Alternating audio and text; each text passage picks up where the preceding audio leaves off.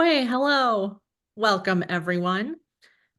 I'm Mallory White Duck, Assistant Professor of Indigenous Political Thought here at Vassar and currently the chair of the class of 1951.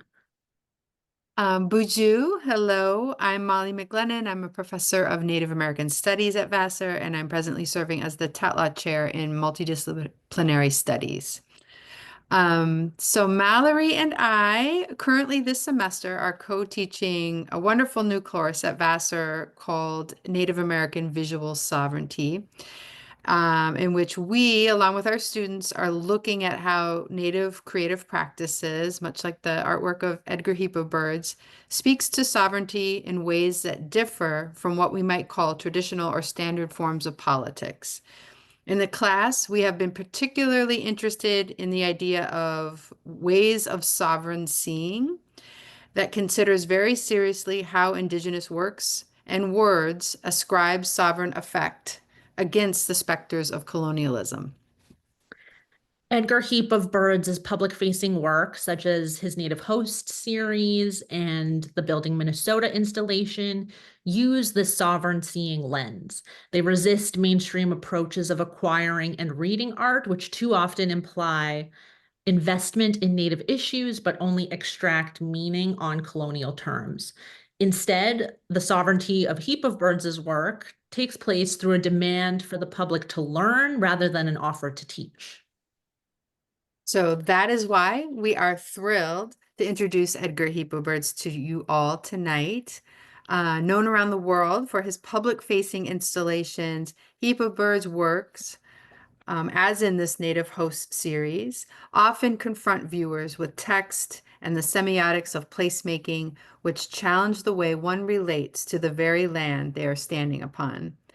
And we wanted to add that currently on display at Vassar's Francis Lehman Loeb Art Center is one of Edgar's works, Genocide and Democracy 2, it's called. It's an incredible work, and we invite you all to come and see it in person.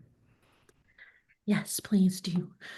Born in Wichita, Kansas in 1954, Edgar Heap of Birds lives and works in Oklahoma City, where he taught at the University of Oklahoma from 1988 to 2018. His work has been the subject of solo exhibitions at institutions such as the Walker Art Center in Minneapolis, the National Museum of the American Indian, and the Smithsonian in New York. Heap of Birds has been included in numerous group exhibitions at museums, including the Whitney Museum of American Art, the Denver Art Museum, the Museum of Contemporary Art Sydney, the Peabody Essex Museum, and the MoMA, and in an array of international biennials. Finally, Heap of Birds has been the recipient of awards from the Andy Warhol Foundation for the Visual Arts, the National Endowment for the Arts, and the Rockefeller Foundation, among others. So please join us in welcoming Edgar Heap of Birds. And as I turn it over to Edgar, I'd also like to remind the audience that you can use the Q&A function at any time during the talk to submit your questions. Miigwech. Miigwech.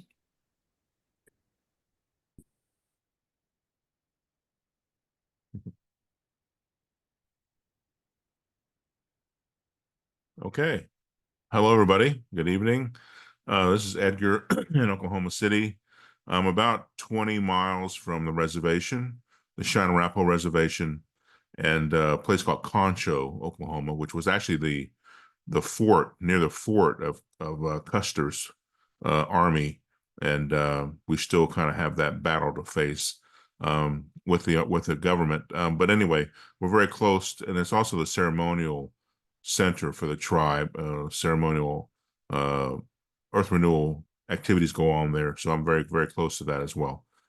I'm very happy to be hosted there at Vassar, and they're having the work there, and we're having another meeting tomorrow with students, and so it's great to have these thoughts echoing about sovereignty, and certainly that's the center of my practice and my life is sovereign issues, and so I'm home now, so that's great. You know, I'm near the sovereign territory, and I'll be talking about my premise, my practice in studio art and also public art and also history. Obviously, that's something that we all have to face in America and in our tribal groups as well. So it'll go kind of back and forth with different issues and topical thoughts and so on. And then our art practice, and much of it very current as well. The first slide is the view looking west, the sunset, and when in Oklahoma, looking to western Oklahoma. And so I put that up there because we have certainly the horizon is one of the major features of this land here. The sky is so tall, so big, and the flatness of that sky is something that echoes into our art practice, going back to traditional beadwork, even weavings and so on. So that flatness, kind of geometrical flatness, in a way, is something you might remember as we talk through this PowerPoint. Okay, next, please. I dedicate my lecture and all my lectures to Indigenous women. Indigenous women have carried us so far, done so much for all of us. And this is my grandmother, Howitzi, or Lightning Woman, and her English name was Alice Redbird, later to be Alice Heap of Birds. And she's holding her daughter, Dorothy, and they both since passed. This is an old photograph, but I spent a lot of time with Lightning Woman, and very, very close to me. And also, my daughter shares the same name from Lightning Woman. Okay, next, please. Lightning Woman was married. If you go back in time, in this older photograph from Oklahoma Indian Territory, the boy on the far left with the headdress on, that boy grew up to be called Guy Heap of Birds, and that he became the husband of Lightning Woman. And next to him is our great-great-grandfather, Black Wolf Heap of Birds, or just Black Wolf. At that time, in that time frame, there were not really too many English names, surnames, and all that kind of stuff. So Black Wolf or Many Magpies, those kind of names were very, very, prevalent. And Grace in the center, or Big Bear in the center. And I knew most of these people here, not the old men, but I knew some of these young girls that grew up into elder ladies when I was born in '54. I wanted to mention that Black Wolf was a very important leader, and he is one of the leaders of the Elk Scraper Warrior Society that fought Custer and won the battle at Little Bighorn. He's got the pipe in his hand, so he would have actually gone forward to pray with that pipe, since he put it together with the stem and the bowl. And I'm proud to say now I am in his position in the teepee as the elder to help direct the Elk Scraper Warrior Society. Black Wolf's father was Moyahunhaskus, which is many magpies or magpie birds together. And he was a prisoner of Fort Marion, a prisoner of war after the battle with Custer at Washita. Okay, next. I've been very fortunate, to follow other Native leaders, having the mentorship of Native artists and ceremonial leaders, and I continue. That's what we need to do, is to look to the elders to show us the proper paths. And this is a sculpture by Kiowa Comanche artist Black Bear Boson, who was from Anadarko, Oklahoma area, southern Oklahoma, south central Oklahoma. And he later went to Wichita, Kansas, with many other kind of expatriate Native people from Oklahoma Indian Territory to work in the aircraft factories. But later he became a very prominent artist, and he made a very great sculpture on the Arkansas River in Wichita, Kansas, called Keeper of the Plains. Okay, next. And here's Black Bear. And I've since, of course, I grew up with Black Bear Boson in Wichita, Kansas. He was a mentor. He didn't know me, but I was a young guy, and but I knew his work, and he was a great example. He built kind of a legacy for us to study from, and he was very active in his own art practice. He made a wonderful mural that's in Wichita, Kansas, I believe at the Native American Center along the river, by a sculpture. But I've come to work more about Wichita and the legacy of kind of the racism and the labor and all the things that happened in Wichita, Kansas. But Black Bear was very important. Okay, next. His major work, I guess you could say, if you had to count them, would be Prairie Fire. And this is a painting that's at the at the Philbrook Art Center in Tulsa. And it's been reproduced many times, and it's actually been celebrated in New York City as well.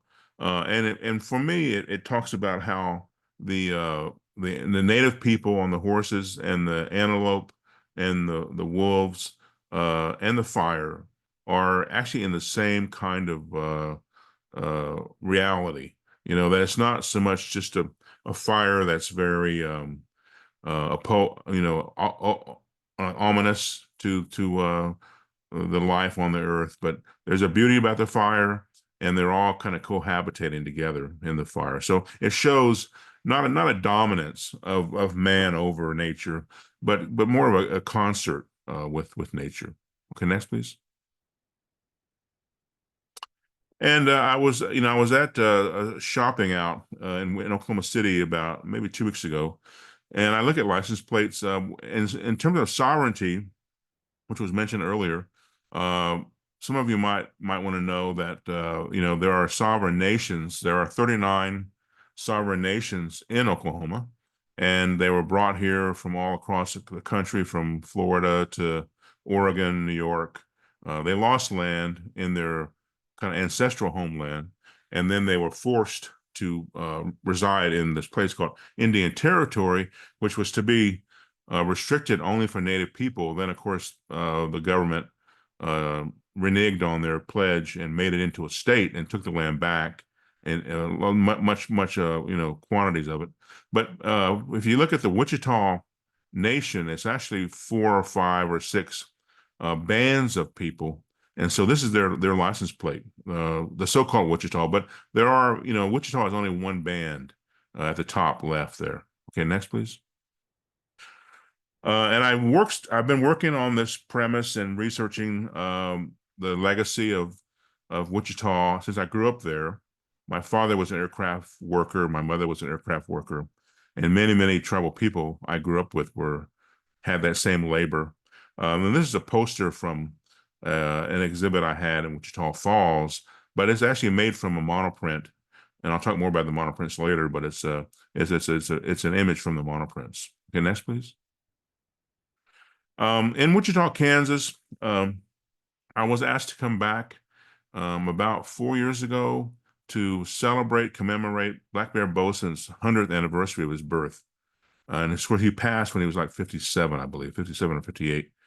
And I got to reconnect with Wichita through a more academic experience with Wichita State University. But I gave a lecture there and talked about Black Bear's work and my work.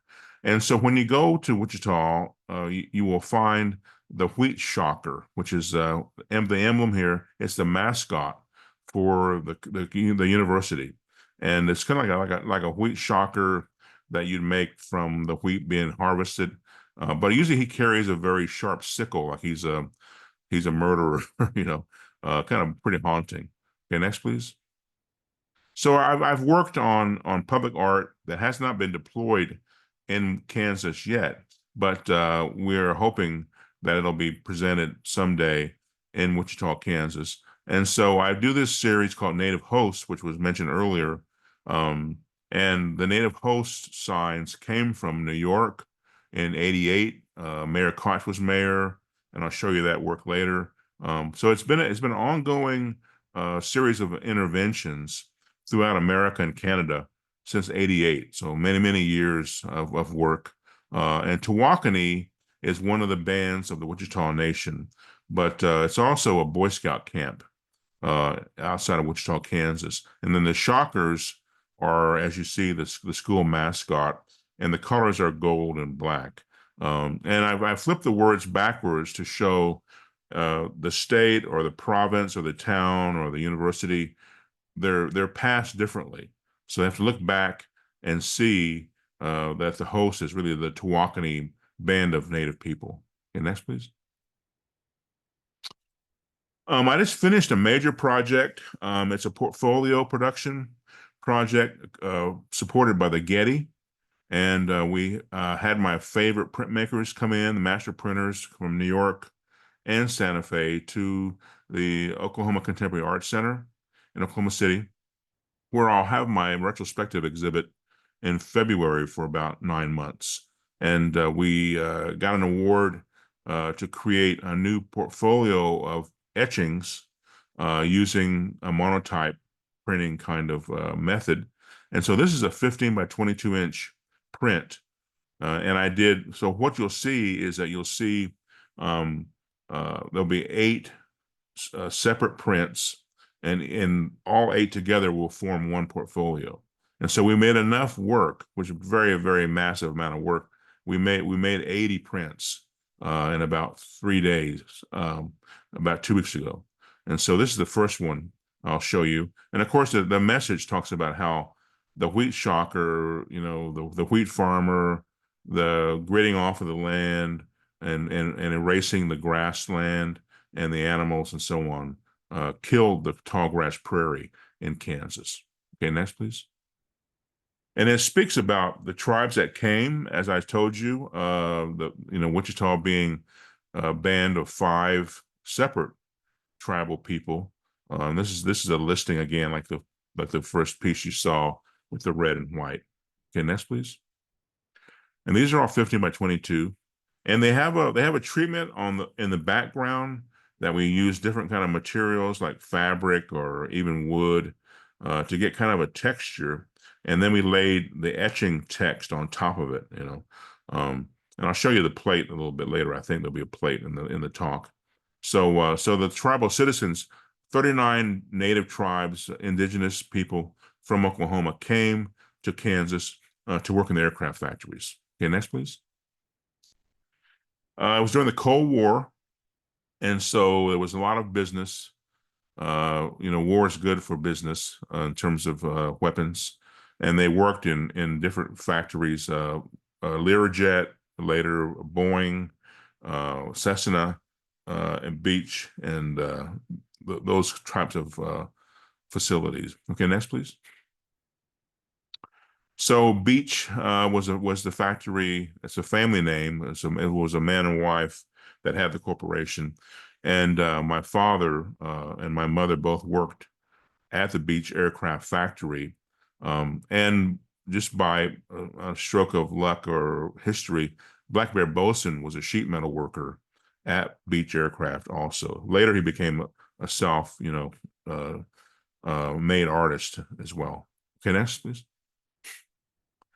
And here are 3 airplanes that were the main kind of production of these corporations. The Boeing B-52, which was a major bomber in Vietnam and circled the world with atomic weapons. Cessna, smaller commuter aircraft, and Beech Bonanza, very small kind of V-wing 2-person commuter plane. So these were the equipment that was created in Wichita, Kansas, and they called it the aircraft factory. The aircraft capital of the world.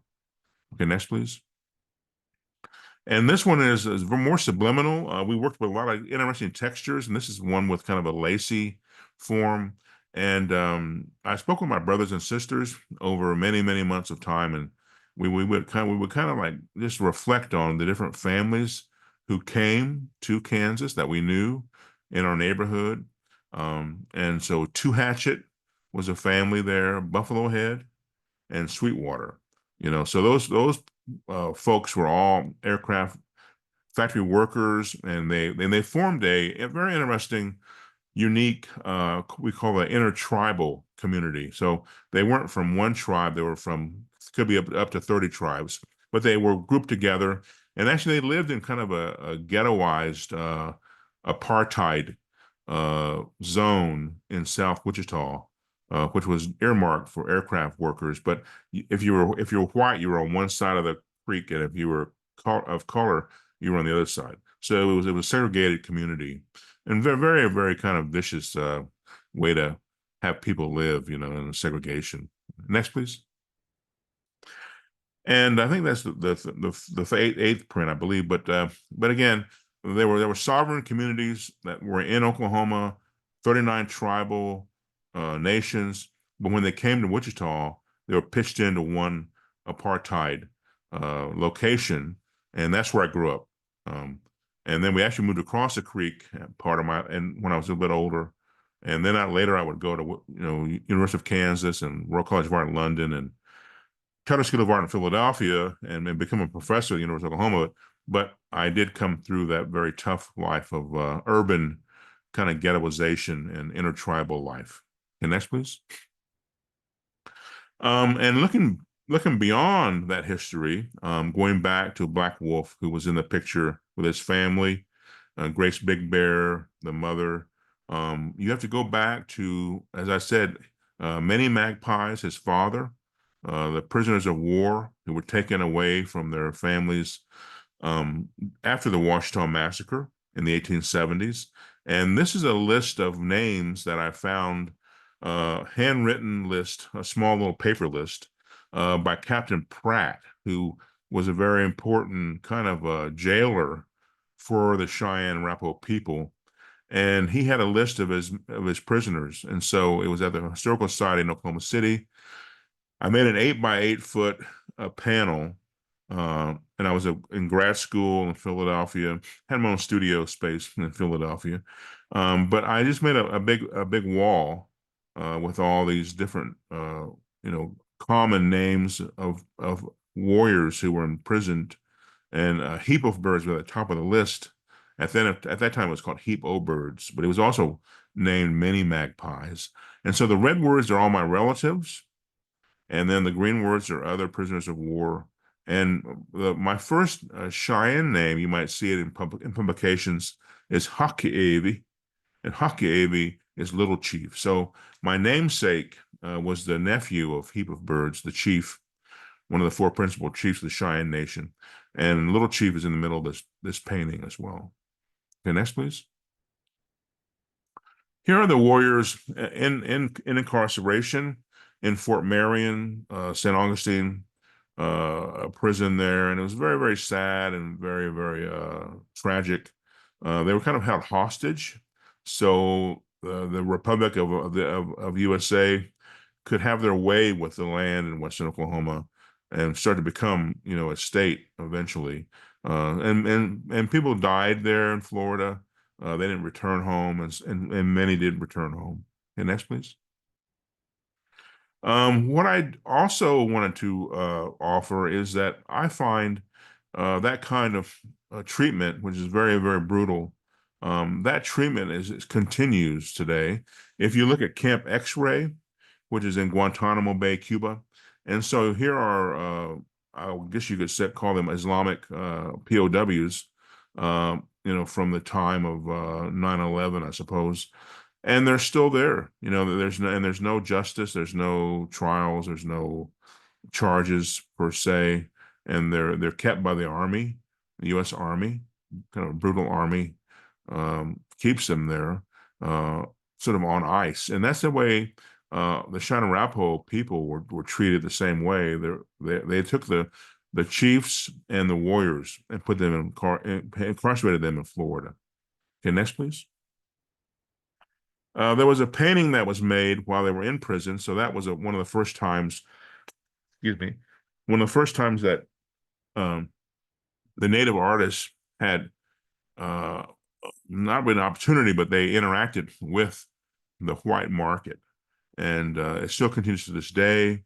The gaze of looking back at the Native people's artwork is controlled by the non-Native people.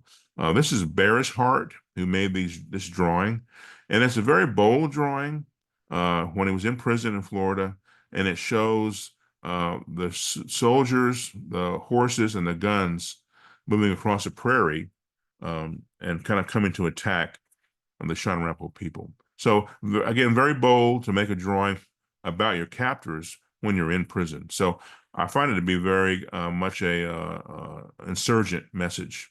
Okay, thank you. And the next one, please. And I've been to Fort Marion multiple times. And I do find it important to make a ceremonial prayer there, and I did that on one of my trips, and we closed the fort down, and then we made a prayer for all the warriors, and some had died there as well. So I make offerings when I come to the fort, and it's getting more scrutiny now, that history, and it's very important to reveal that kind of tragic treatment. Okay, next, please. And back to Philadelphia, when I went to grad school at Charter School of Art, Temple University, had my MFA in painting, but I had a thesis show there on the conclusion of my Master of Fine Arts degree, and I could not have anyone to come forward from Oklahoma. It was so far away, so there was no one there from my family to witness the exhibit. And but I got the idea to write their names in the gallery. So along with my studio work, I wrote Many Magpies, Howling Crane, different tribal family members, but it kind of started, in a sense, my interest in text as well. Okay, next, please. And that interest, continued, as you know, and that was in 1979. And so this is like fast forward to like 2005 or something.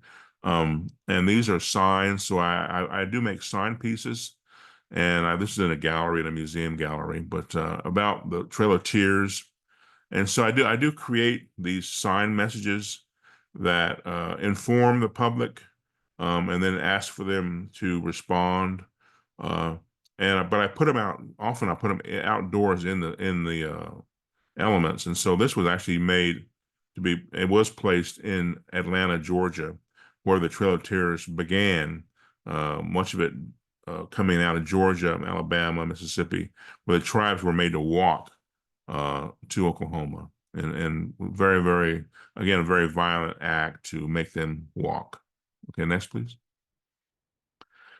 The land in Oklahoma, the red earth, the kind of rural territory, the reservation territory, is very important to me, and I'm there all often. I now live on a piece of land myself, and on near water, and so it's very important to be in the elements. But it's been certainly a way for my work to be informed, and even my politicized work came first from painting on the land when I lived on the reservation for 10 years on a very rural piece of territory. Okay, next, please. But my life coming back from Philadelphia and London, I lived on the reservation. I've never left. I've been in Oklahoma since 1980, and but it doesn't mean that I stay in Oklahoma. I was in New York City just like 4 days ago. I have a project in Chelsea. So I'm not saying that it's like a monolithic kind of relationship with just the big cities, and I stay home on the reservation. I do go back and forth always, and I travel the world globally. But this is my first public art piece, was at Times Square, New York, 1982, and along with really great artists like Keith Haring, Barbara Kruger, Jenny Holzer, Hans Hocke, Billy Sullivan, David Hammonds, major artists. And we were all younger, and just kind of coming on to our careers. And this was a message. It's in I think like 9 or 10 parts. This is only one part of it, but it does kind of sum up what the message said. And that is that Tatistas said Viho, spider. And so in the Cheyenne language, or Chista language, white man is Viho. And when they call a spider the same name, and how the white man reacted with making grids and catching people, reservations, even barbed wire that will catch your skin or your clothes if you try to cross it. So it's kind of like a prophecy piece in 82. Okay, next, please. And in 88, I was back in New York, and I was asked to create a special public art project for the Public Art Fund. And so it was my first opportunity to to think about me being the outsider in New York in terms of a Native presence. And so I wanted to discuss or present the thought that I'm not the native from New York. I am the outsider from Oklahoma, a Cheyenne man. And so I tried to steer the discussion toward the Native tribes that are New York people. And so I turned New York around backwards and put Mohawk, all the other Pusmatuck, Montauk, Shinnecock, all these other tribes up on panels, in the park. Okay, next, please. And I've continued that practice throughout America, and as I said, in Canada. So here I am with Native students. Some are Navajo, some are, as I understood, to be Nuchi. And this is at their Native Art, not Native Art, but Native Student Center, American Indian Student Center, on the campus of University of Utah. And they told me that there is no Ute. That's improper. Most of the names that people have written or published about Native people are incorrect. And so they told me there's no Ute name, mistake. And the real word is Nuchi. So we corrected that and put the sign up on their lawn at their student center. And we also showed other pieces in the campus. So a lot of the time with my Native host projects, I get informed by the local community as to what is the real title for the tribal people. Okay, next. And I have colleagues in the Virgin Islands, and I'm in the Virgin Islands often. I enjoy the Caribbean, and I've worked there. I've done artwork there and did a residency there. This is St. Croix. And so I had put this work up at an art center in St. Croix, and then left it there for my colleagues to use, and they would put it back out, when the cruise ships came to try to show them Taino history. And we had about, I think, 6 other tribes that we notated in a sign panel way. And we had them erected for about over 10 years. And so now they're back in my collection, but they were in the Virgin Islands for over a decade. Okay, next, please. When I was in St. Croix, and I've been back, many times, and also to St. Thomas, primarily in St. John, but it was the African Freedom Day. And I was very, very privileged to be invited to the State House. And I was there to witness speeches and songs by African-American descendants of Africa, of the Middle Passage. And some of these incredible people are state representatives in the Virgin Islands. And I was there to also add my perspective about America. So I really interact deeply with the tribes, whether they're African or Native American. And I've also worked extensively in Southern Africa. I'll show you some of that work a little bit later. Next, please. I worked also in Alaska, in the Anchorage Museum, and this is Athabascan. So I did about, I think, like 20 or 24 panels, which present the nations that are in Alaska. So there are corporations, there are Native entities that have their own nationhood in Alaska, and so we represented each one of those and put them up on the grounds of the Anchorage Museum, and the work's been collected, so now it's part of their permanent collection. Okay, next, please. And when I'm traveling and doing my work, I make it a point to always go into the nature.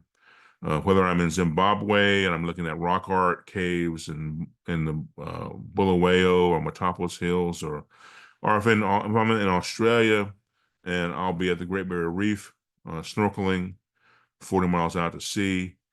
So I really find it very important and enjoyable, but to be informed by the natural world, not so much in books, but to actually go engage the world directly. And so this is a a wonderful glacier.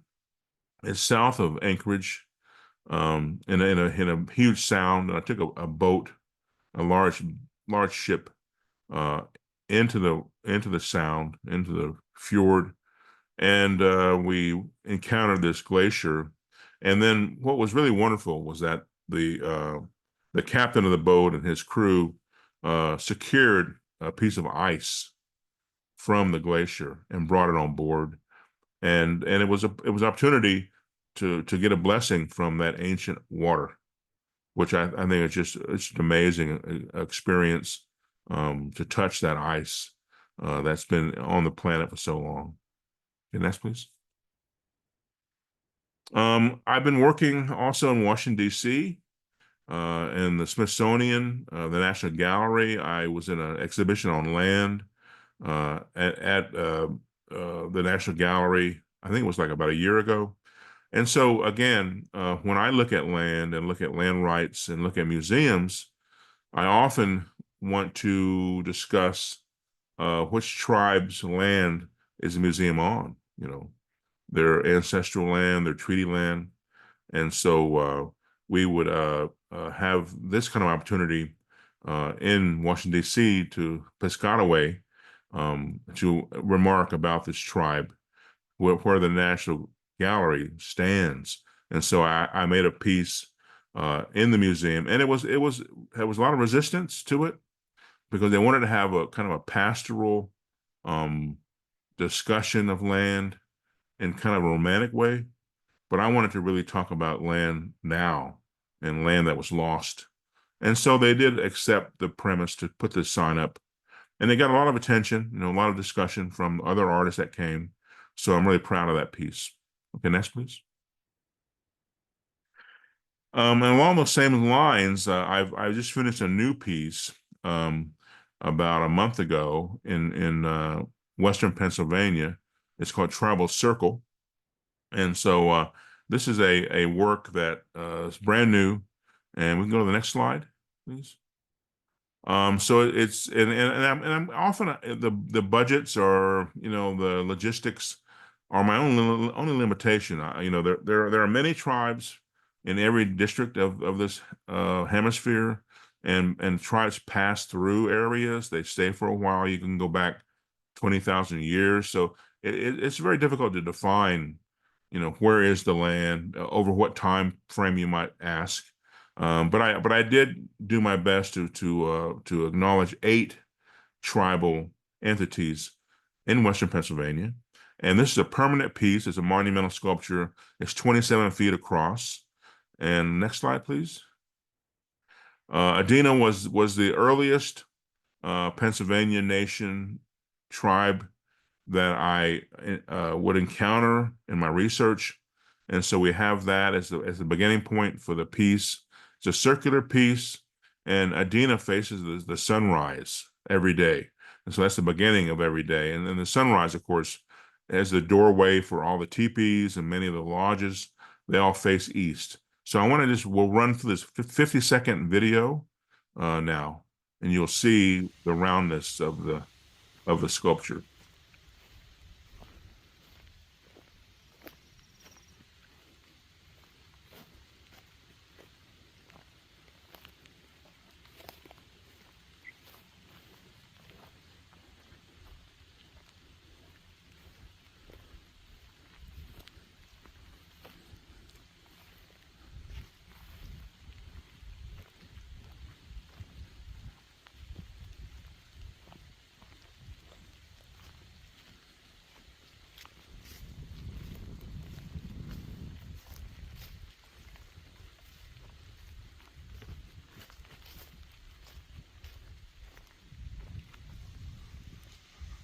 Okay, so those were all tribal names that some of them are more traditional in their spelling, like Shawano is Shawnee.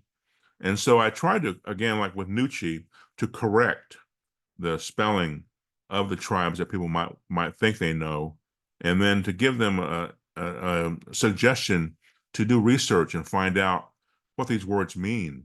And they're beyond kind of the simple mistaken English that we have. So this is on about a 70-acre piece of land. It's also adjacent to a state forest, and it's on private collector's property, and it'll be up permanently. And I hope to make more work like this, larger pieces in different states in the USA. Okay, next, please. Can we go on that? Yeah. Okay, so this I mentioned Africa, and so I'm working, outside of America as well. So I did a project with Black Indians in Narragansett, Wampanoag tribal people in Rhode Island, and I worked there and met students, young people in high schools, and then I went to Africa and went to South Africa, had a studio, lived there with my family, and went into Zimbabwe, which I really enjoy a lot, Victoria Falls, but also to the more the bushland and Great Zimbabwe by Bulawayo. And then I found an eagle in the water. This was time in Botswana, but on the left is the Zimbabwean eagle, and on the right is the Cheyenne eagle, and they're both drawings I made.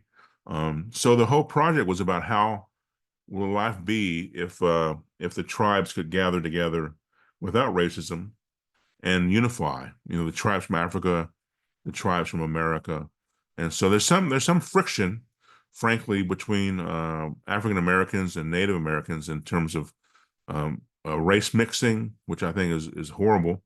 But I wanted to really examine that and bring the tribes together, and I did that with 4 artists. Okay, next, please. And in the center is Everett Tall Oak Whedon, who is a Narragansett. We also had a wonderful female artist, Cynthia Ross Meeks, who was Wampanoag. And then we had Thimbegosi Goniwe on the far right, who is from a township outside of Cape Town. And so we brought everyone together, and myself included, and made artwork about the eagles talking to each other. And it was called Eagles Speak. It was in Rhode Island. And then we took the work back to South Africa, and I showed it in Cape Town with the native students' work as well. Okay, next, please. And I work on my reservation with young people and also elders. This was about 4 years ago. It was a summer program, kind of a job corps program, job training program, but I had the students for a week, and I showed them traditional ceremonial beliefs in art, but also with teepees, the teepee circle facing the east, the doors facing the east, and had a great time working with these young people. So I do spend my time with the folks that I care about. Okay, next, please.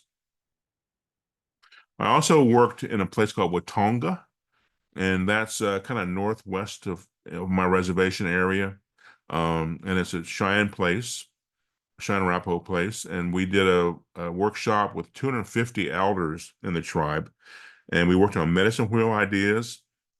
And so it's kind of interesting, it's something you have to do in that, all the tribes, if you're elder, it doesn't mean you know about all this information, doesn't mean you're an expert, so everyone can learn, and I'm still learning. So I was able to kind of give the elders too some information about medicine wheels and directions and certain animals, and they made paintings and in one day, and my mother was there, my sister was there. So it was one of the most wonderful days of my life to have that whole group of Cheyenne and Arapaho elders working on paintings together. Okay, next, please.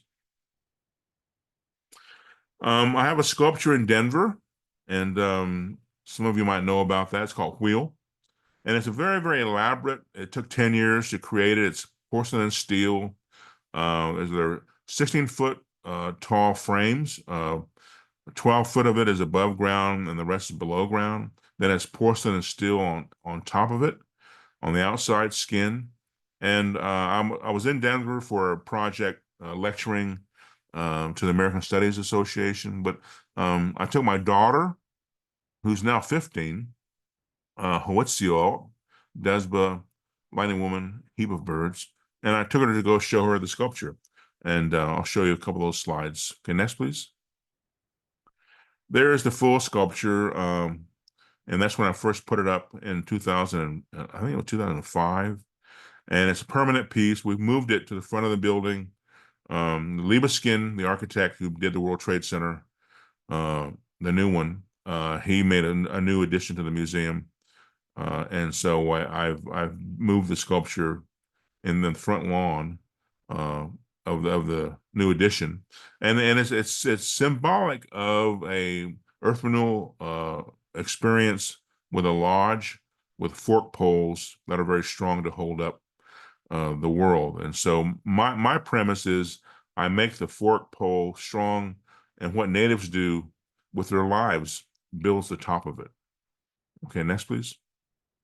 My sister Charlene went to Denver. It was another senior citizens experience. It was a trip to the powwow they have in the month of March, and it was cool because she went to go see the sculpture, and then she sent me a picture looking at the sculpture. So it's something that the tribe can share. You know, I'm really proud of that. When they go to Denver, they might want to go see my sculpture, and it's a permanent piece in Denver. Okay, next please. And again, going back to the land. So I'm not off the land. I'm on the land. I'm in the moment always, and it's always not just an inspiration, but it's just your home. So a lot of my work comes from that experience, and painting and so on has that as a real super strong link. Okay, next please. And the juniper tree is another form that's very important. And it's a juniper tree. Sometimes they're called cedar trees, and they're actually brought into the territory. But I lived on 500 acres of reservation land for 10 years. Just myself, basically with my family, a couple of people, and I hiked the land with my dogs and hunted. So it's just in me now, that kind of language of the landscape. Okay, next please. So I've made a painting practice from that experience. These are probably about maybe 10 years from the beginning of the first painting, and it's called Noof, which is to do something 4 times, the Noof series. And this is a barn. This time in Bar Harbor, Maine. I was privileged to be able to attend an art residency program many years, and a very generous benefactor. Her name was Kippy Stroud, Marion Stroud, from Philadelphia, and she hosted hundreds of artists on Bar Harbor, Maine, in the countryside and on the sea. And I painted paintings there, and I did printmaking. I did a silk scarf. I did all kinds of stuff. Her group was called the Fabric Workshop. Okay, next, please. And these are larger Noof paintings. The ones on the left are 109 by 89 by 105.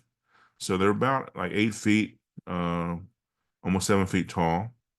And so we'll have at least 4 of these exhibited in my retrospective at the Oklahoma Contemporary Art Center. And this is my studio. I have a couple of rooms like this, and so I am able to put the paintings out and kind of riff off of the older paintings and make new paintings. But I have the wall usually full of printmaking as well. Okay, next, please.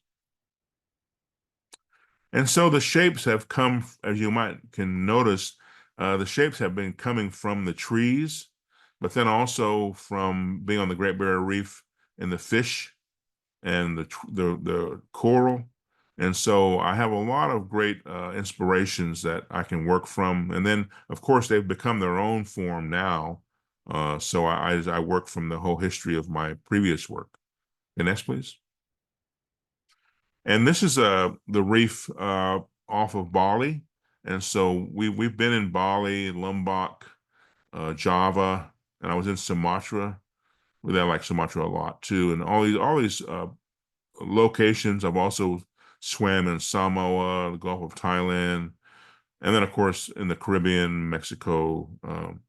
And so those shapes of the fish can give you some inspiration as to where the Noof paintings come from.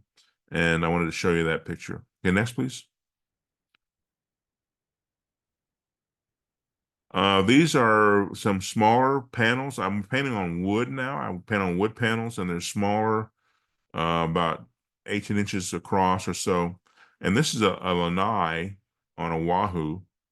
And so my family and I travel to Hawaii often. We'll be there in about 3 weeks in Kona, and I'm doing work in Kona now. And so I can get on the back porch and make these paintings in the morning, but I'm living on the ocean, and so I've got that kind of connection with the blue, and I take my paints with me. I have a suitcase full of art supplies, and we'll be back in Hawaii soon. Okay, next, please. One of the Nuf's paintings, 36 by 42 on the wall. In the foreground is one of my works that's actually a glass-blown vase, about 1 foot tall. And that was done in Murano, Italy. I did the Venice Biennale, and I worked on the research of the Buffalo Bills warriors that died during the Wild West shows. And it's hard to see this very clearly, but there are bodies on this vase kind of circling the glass. And so there were about maybe 16, 18 people that died under the care of Buffalo Bill. And there were like 3 children as well. So I did sign panels about a memorial to those individuals, and also I did glass blowing. The next, please. There's another vase. You can see the bodies more clearly. And I worked with an art studio in Murano, which is an island of glass blowers, right across the bay from Venice. And it was a wonderful experience. They're just so talented, so amazing. Their craft is magical. Okay, next, please. And going back to Hawaii, this is the coast of Kauai, and wonderful mountains there and that blue color. So I immerse myself in these locations and get in the water, and having the experience of being on those mountain ledges and moving in the water and getting inside of the waves, it really helps my work a lot. Okay, next, please. And that experience led me to create basketball courts in New York. And New York is on the ocean. It kind of doesn't really want to understand that, but it certainly is. And the river flows backwards sometimes, the Hudson, because of the tides of the Atlantic Ocean. And so I was asked to create 2 basketball courts in Queens, Long Island City. And these are from the paintings from Hawaii. Okay, next, please. And that's an aerial view again of the 2 courts. And these will be up for a few years. They're near a museum called PS1, part of the Museum of Modern Art. Okay, next, please. And on our inaugural day of the basketball courts, we brought forth an invitation to have dancers from the Shinnecock Nation, which is on Long Island nearby. And so they came and they danced on the courts. And we had also workshop with youth who played and got instruction on basketball, like little guys, like maybe 10-year-old or 8 years old. But I really was so happy to have these feather dancers and women with shawls come and dance at our court in Queens. Okay, next, please. And one of the elders, Shinnecock gentleman, Cesar, Tecumseh Cesar, and he did a workshop on shell necklaces, and we both got necklaces on made of shells that Tecumseh brought, and we made them ourselves. We had families and children and parents working together. And then I also made a ball. I'm holding my ball, and so there are balls that I created. You'll see more later, but I think there's still, maybe if there's any left, are for sale at the Museum of Modern Art. Okay, next, please. There's the ball, and so they're in the gift shop at MoMA. Have been there for a couple of years, and really proud of the ball. And again, it's the paintings from Hawaii that have created the ball, and in the basketball court is near the ocean. Okay, next, please. There's a display at MoMA, Museum of Modern Art, and when you acquire the ball, you get a net to carry the ball in too. So it's kind of nice. Okay, next, please. There's my family, my wife, Shanna Heap of Birds, PhD, writing on critical studies of Native performance art. She's a graduate from London, Middlesex University, PhD, and my daughter, a little bit more grown up than the other picture, Desba, Lightning Woman Heap of Birds, all happy to see the ball at MoMA. We were there together at the time. Okay, next, please. And for my retrospective exhibit, we have many, many things going on. We have the whole building in Oklahoma City. So the whole 3-story building will be my work and my former students' work. We're going to make a court, 2 half courts in front of the museum. And then the noof for autumn, more reddish color paintings. And then we have a new ball we're creating as well, a red, kind of red-orange ball you see there in the foreground. So that'll be opening in April, and the show will open in February, but we'll wait till the warmer weather to build the court into the ground. And it'll be a functioning basketball court for free. People can come and play, do workshops, or just shoot around, whatever they want to do. It'll be right in front of the museum. Okay, next, please. My work has also been in Australia. I mentioned that earlier, and there's the Opera House. And I've been there for a reception. They had a reception for one of my projects there. But to the right, way back toward the tall buildings, the 6-story building is actually the Museum of Contemporary Art, the MCA. And there we had a really wonderful exhibit, was called the Multiple Centers of Contemporary Art. And can we know, next slide, please? And there I met an Aboriginal artist from Fraser Island. Her name is Fiona Foley. And so Fiona was very adamant about talking about land rights. And this place, this location of called Circular Quay, is where Captain Cook landed on his first voyage, kind of the first white man, I guess you could say, came to Australia, and then the whole demise happened with them taking over the land and kind of imprisoning or just demeaning the native people. So we made 2 messages. Fiona's work is on the left, and my work is on the right. And the title of it is called Learn a War Cry. So when you come to the museum and the doors open automatically, you'll see this piece, and this was in 1995. So on the left is Fiona's artwork in the Eora language, and I'll interpret it for you. Milk, honey, oh, you hurt me, set on fire, itchy, a war cry, blood, brave, black. On the right is my message in Cheyenne, and it interprets as Brits ships still hurt, learn, share, commonwealth. So that was up for months, and it was a great pleasure to be working with Fiona on that project, and to have it right there where Captain Cook landed. And I've also swam off of Kona where he was killed. So they have a little memorial for Captain Cook in Kona where he lost his life, and it's kind of come for a full circle with this project. Okay, next, please. And I've worked certainly in Oklahoma, but Texas. This is How About Them Cowboys, and this is a serigraph, a screen print, and each page is about maybe 4 feet tall, and it's just a message about the big white Texans' domination of the Kiowa, Wichita, other tribes, and also the oil companies and that kind of thing. But it was done, printed in Denton, Texas, outside of Dallas, during the Super Bowl, when the Cowboys won the Super Bowl, and then it was collected by the Fort Worth Museum of Modern Art, and it was, I think it's still up. I was there a few months ago, and someone told me they saw it up again recently. So this lives on. It's from, like, back in the 90s, but it's a contemporary piece. Okay, next, please.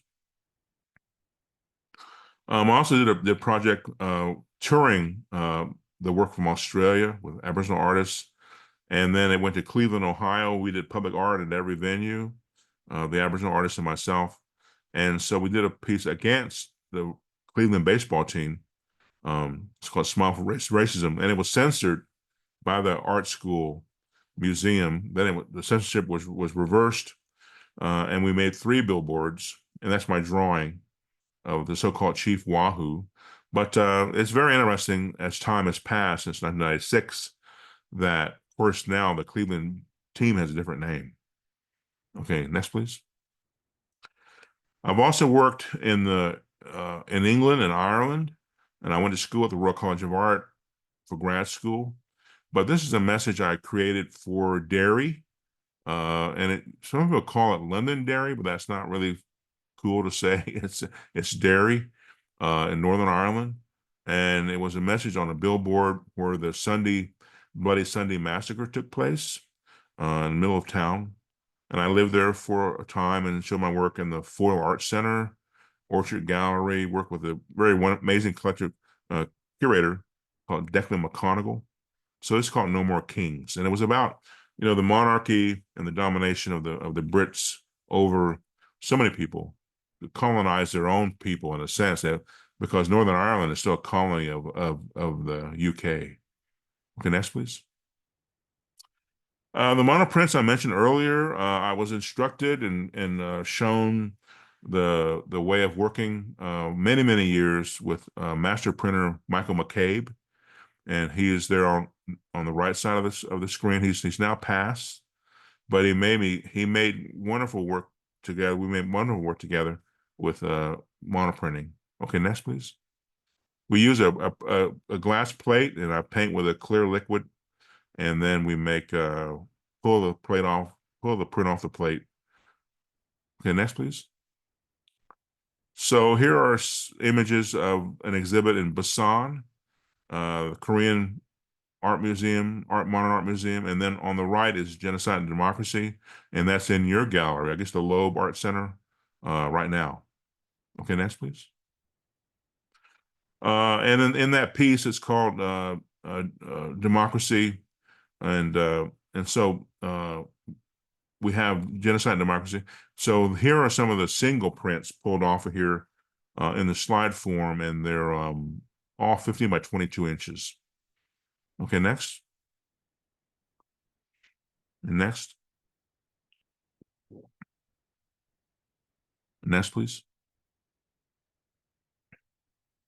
And I use different liquids and different kind of solutions to sort of give the words more of a wet feeling, like blood.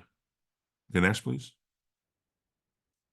And this is the pivotal piece that was done in Santa Fe with Michael McCabe, and then later it came to the museum in Santa Fe itself, Site Santa Fe, then later to PS1, and then later to Museum of Modern Art. Okay, next, please. So that's Surviving Active Shooter Custer. And each one of these prints would be 22 by 30 inches. On the left is the primary print, which is actually the first pull off the plate that I showed you there. And then on the right is the ghost print. And it's not quite as strong, not quite as clear. And I took that as a metaphor for how people see Native citizens in this country. Not strong, not clear, not defined, but that's inaccurate, but that's how they see us, kind of quiet, and that's not true. So it's called a ghost, the second print from a plate. So I ghost every print I make, pretty much. Okay, next, please. And there's the primary prints. There's 24, and they're all different colors of red, and they're all hand painted on a single plate, and then it's washed off, and I paint the next one. It's a very intense process. Okay, next, please. And this is another installation, and it was kind of made for former President Trump. Why is immigration dictated by foreigners? On the far left corner there, the primary prints on the left, ghost prints on the right, and how they were dominating the young youth, the kids in the cages at the Texas border. Horrible kind of experience there. Okay, next, please. And another installation, this one called Columbus Day. And I showed this in New York at a place called Art on Paper. And it's a 30-foot piece. They're all about 30 feet across, 48 prints. And I've got some singles of that. Okay, next, please. So these are all singles out of that Columbus Day. And I was with my family in the Dominican Republic, and I took a trip over to Santo Domingo and really witnessed the legacy of Columbus in that island, and reported on it through these prints. And next, please. And Columbus Day, the second Monday. And next, please. And of course, they cut your hands off if you didn't find gold for his army. And next, please. Or your tongues, ears, noses. Okay, next, please. And then this work got, a lot of respect. And so I collaborated with the editor of Art in America magazine, and they gave me the cover of the magazine. So I made a print for the cover in Santa Fe with Michael. And then we turned America around backwards on every magazine that went out that issue, to have America look at themselves differently. And Do Not Dance for Pay, that was created to actually caution or suggest to Native artists, do not entertain the white man. Try to have a more defined kind of criticism or discussion of the dominance or the freedom for Native people, of the dominance of the legacy of the army or the government, and talk about, how do we change that? How do we make things better? But don't add to it and dance for pay. Okay, next, please. And that's one of the plates for the etchings. So I make etchings too that are made of metal, and then ones from Wichita, the Wichita tribes and aircraft factories. They were all etchings like this. That's a plate, magnesium plate, etched in L.A. in an engraving shop. Okay, next, please. And we do a wonderful procedure where we actually emboss the board. It's a very, very exquisite paper. It's called a board. It's almost 1/8 of an inch thick. And then we press it into the plate and make this message, do not dance for pay. Okay, next, please. And that's the installation. And that was created, I think, in LA, I think. Or maybe Santa Fe. One of the places I do a lot of work. So that's each print is 15 by 22. The next, please. And then I like how it's very subliminal, how it's kind of a smear. And so I work a lot with that kind of this is experimental kind of vision in the text and the paper. Okay, next, please. And that's a newer print etching, Tribal Lives Matter. And that was done in Santa Fe. And so those are all about 17 or 15 by 22. And they're all monoprints. They're all from etching plates. And then we do a texturized kind of expression on the back, the bottom of the visual print, and then we put the words on top. Okay, next, please. And that's one single. And I throw paint on top of it sometimes and to break up the space, make it a little bit more action. Okay, next. And a new piece too is the National Museum of Broken Treaties, and that was a billboard I was given, asked to make a message. And it's kind of a fake museum in the middle of Pittsburgh. Next, please. And there it is. So it has a poem on the back side of it, also by Suzanne Harjo, really epic poem about Native rights and history. And so that was up for about a month in Pittsburgh. And I was working outside as well, too. So next, please. We need to get to our questions here. And the gallery I have now is in Philadelphia. It's part of Temple University. And I've been giving endowments to universities to help sponsor Native art activities. And so I really appreciate having a little bit of wealth to share with the native world, and that's in Philadelphia. Okay, next. And there's some of the folks that came along to celebrate that gallery, Native people in Philadelphia. Okay, next, please. And another piece that's done with the monoprints, our nation's capitals. This is actually exhibited right now in New Jersey at a university near the ocean. Okay, next, please. And that's a ghost. Okay, next. And then I guess the last thing I'll show you is this piece I'm very proud of, and that is the work we've done with plants. And I did a whole series of drawings with words about native plant sources, medicines, and we actually use plants to make the work. So you'll see the plants within the print themselves as impressions. Okay, next, please. And there is the piece, Spirit Plants Lead Our Medicine Ways. And we'll get some details. Next, please. And that's the ghost of the print. And those are actually the prints that the plants made the prints. All right, next. And some collages that I'm working on. Why don't we just go through the rest of the slides, just click along, and yeah, those are from Kona.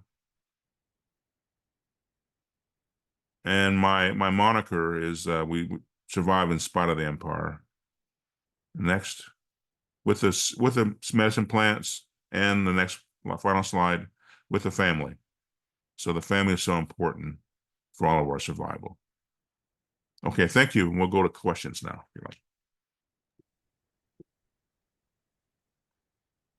Thank you so much. That was so much to think about, and oh my gosh, quite the journey through your work. I was just enthralled with all of that. Thank you so Yeah, much. big We story. did, yeah, we have a couple questions coming in. Some of them were on your kind of more of your methods as an artist. I'll ask one who's fellow artist here, proudly a Chappaquiddick Wampanoag, and would love to hear more about your transition from painting to a multidisciplinary approach with your practice. Was it natural, experimental, any challenges? Well, when I was in college, I did painting, but I also did work with sculpture, and then learned about the kind of three-dimensional realm. So I was always versed in that. And then, but I do believe that when you're making art as a practitioner, you want to find the right medium for the message. So it can't make a painting do everything that you want it to do. That's why I do the signs or the sculpture or the interventions, the billboards. So I try to find the right tool to use in a sense. So I'm using collage now too, instead of paint, on the canvas. And so I think you have to be flexible to address the right tool for the right message. Yeah. Mallory, do you want to ask the next one? Yeah, we're getting a ton of amazing questions. So maybe I'll ask um, one of the questions from a student. In what ways do you think the interactive elements of your works, like the basketball courts, balls, serve to enhance their meaning? Do you purposefully design specific pieces with an idea of how they might be used, touched, or walked on, etc.? Well, I just enjoy manifesting the work, and then offering it usually for free in many ways for people to enjoy, So I don't really think so much about what's going to happen with it. I just kind of, go with the invitations that are given to me and do my best to, I guess, make them appropriate for the location. So having the Hawaii paintings by the ocean, but in New York instead of Hawaii, it's all part of the kind of the thesis. And so, but I enjoy the ball. I really like to having the ball, the roundness of the ball, and bouncing the ball, like the Earth. So it's like the shapes come from the Earth, so then they're on a round form. Okay, maybe one more.